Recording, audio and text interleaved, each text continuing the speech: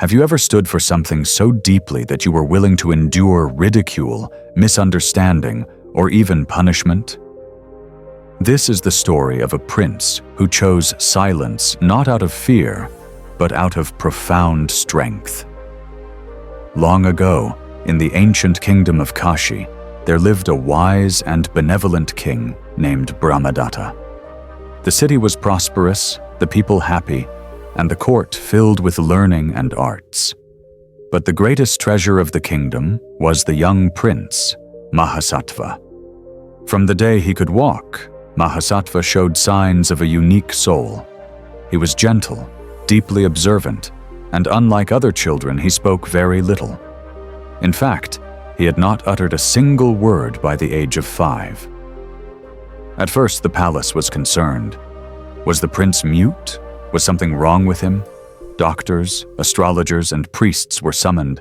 They examined the child thoroughly, read the stars, and prayed to the gods. All returned with the same answer.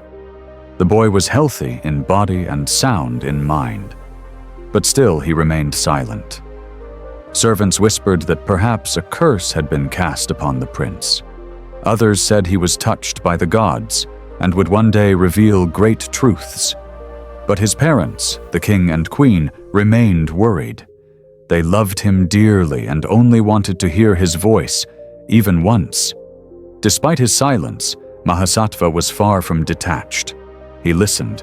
He observed. He learned everything by watching, and his understanding of the world grew sharper each day. He would spend hours sitting in the royal gardens, watching the bees move from flower to flower, studying the way the wind rustled the leaves, or quietly feeding birds from his hands. He seemed to understand suffering more than other children. When a wounded animal was brought into the palace, Mahasattva was the first to care for it. When servants dropped something or made mistakes, he would simply help them clean up rather than tell on them. There was a quiet dignity in his presence that no one could explain. As the years passed, the court began to accept that the prince might never speak. His siblings, tutors, and even visiting nobles started to treat him as someone to be pitied.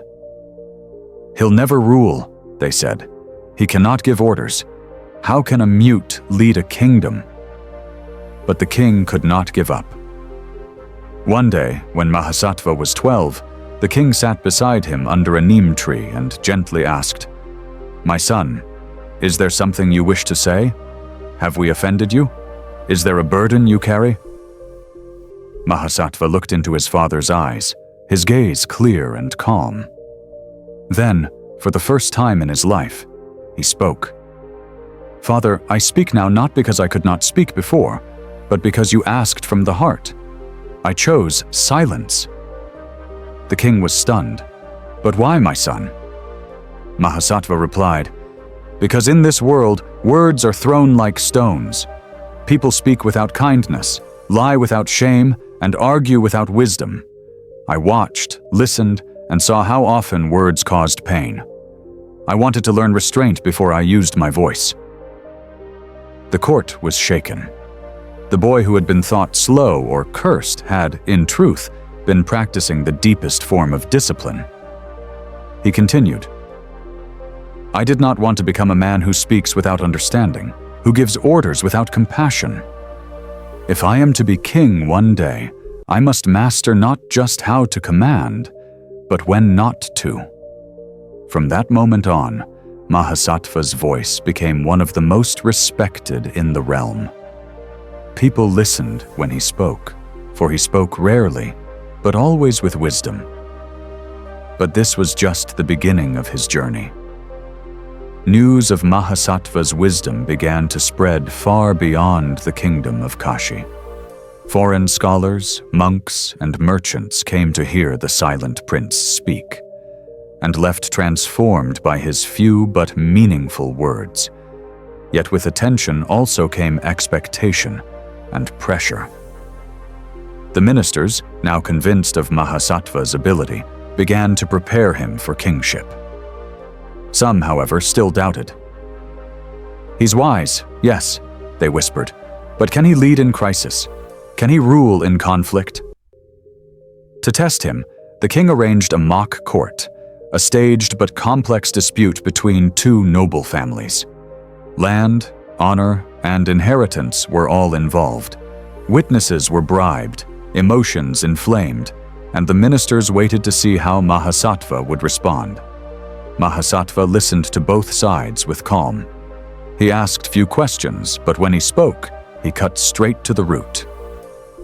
If both houses claim the land, then neither owns it, but the land will remain long after our quarrels are forgotten.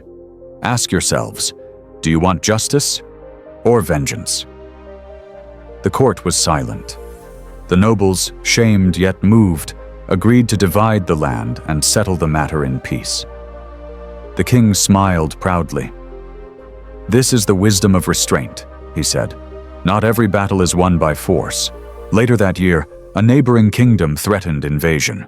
The army prepared, and the generals demanded a swift strike.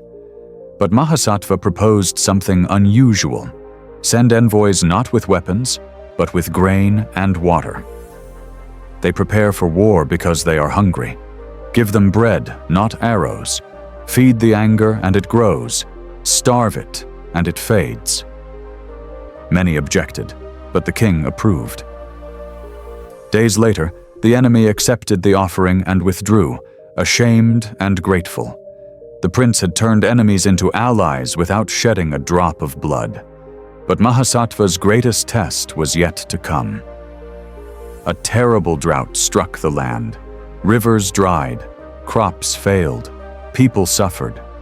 In the hills, a spring still flowed, guarded by a tribe who refused to share.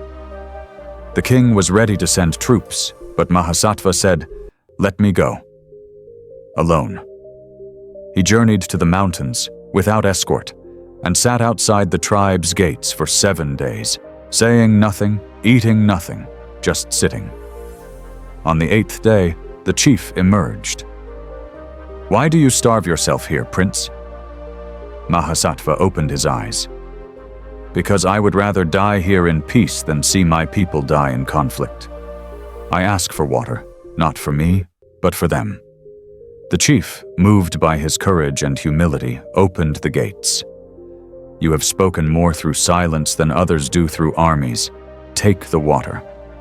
Mahasattva returned not as a prince, but as a true leader. The people no longer feared that he was too quiet. They understood that his silence was deeper than most people's words. When he ascended the throne years later, it was not his crown that defined him, but his stillness, his wisdom, his moral courage. This story of the silent prince, a past life of the Buddha, reminds us, true leadership begins with listening. True strength lies in restraint, and the loudest message is sometimes carried by silence. Let his story echo in our lives. When we are quick to speak, may we pause. When we are tempted to react, may we breathe. When we face injustice, may we act, not with rage, but with principle.